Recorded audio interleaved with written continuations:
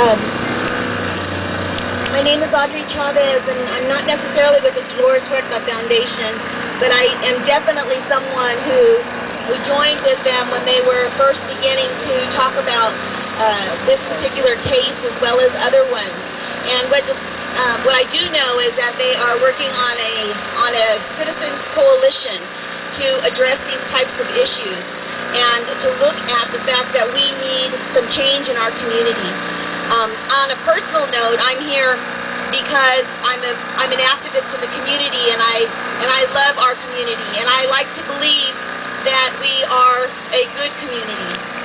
And when everything happened with David Silva's, it really touched my heart. It really made me reach out to Mary and to the family and to question what's going on, what is happening in our community. Because I don't want to be a citizen that's afraid to call the police because I don't know how they're going to react or how they're going to treat someone. What I know is all that I've seen. And what I've seen is a man who was killed without reason. What I've seen brought some questions to my mind as to the policies and procedures in our community, as well as to the rights of our citizens in our community. And as far as I knew and know, we have a system that's put in place where we are not judged and executed. We have the opportunity and the right to be represented. And that did not happen in David's case. This is ridiculous what has happened with him. And there was such a cry amongst so many people, but I don't know where they're at. I don't know why our people aren't here today to support this family. I don't know where Faith in Action is. I don't know where our DHF is. I don't know where our city leaders are. Where are the answers with this particular case? This is not acceptable. And I think in our area, we need to look at what policies are there. Why are we using antiquated ways of getting people down? We have tasers. We have a number of different ways of being able to get some situation under control. You know, I don't understand this. His life should not have been taken. He should have been taken in and booked and gone through the proper procedure. And something went really, really wrong. And if I was one of those officers that was there, I would wonder why I didn't stop my fellow officers when it got out of hand, right? Right. Do you think you could stand there and see all of that and it not affect you or take part in all of that? The same thing with the neighbors on the street. You know, what happened when they were there and they recorded things and they seen things?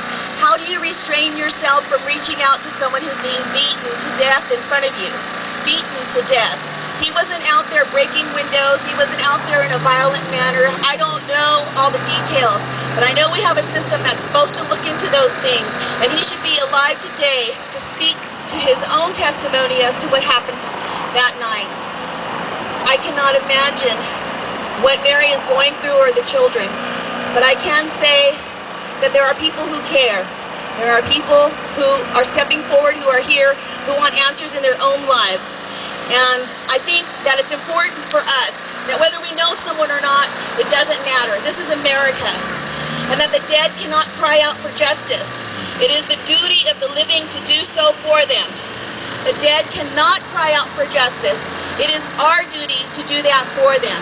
And that's what we're here for today, is to cry out for justice on behalf of David Silva, on behalf of Jose Lucero, on behalf of Ronnie Ledesma Jr., on behalf of David Lee Turner, on behalf of James Moore, and on behalf of many, many others. We should be able to know that our peace officers are there to keep the peace, not to disturb, not to create violence, not to kill. We have to look into these. We have to get involved. And I urge our city leaders, I urge our community members to get together, to make that separate arm to look into matters like this. It is not right that we have our own Kern County coroner that is part of the Kern County Sheriff's Department to do the investigation. That is not okay. We should be looking for people out of the area that are unbiased to come in and to do a free, separate investigation. We need our FBI. We need people in our community to step forward in good ways so we can create a system of trust, a system we are part of, and we can do away with the senseless violence, loss of life, like what happened with David Silva's. And so I embrace his children today, your courage and your whole family. And I am so sorry on behalf of our community. But we have to get beyond the verbal apology. We have to organize. We have to change policies and procedures in our area. And we have to hold people accountable for their actions.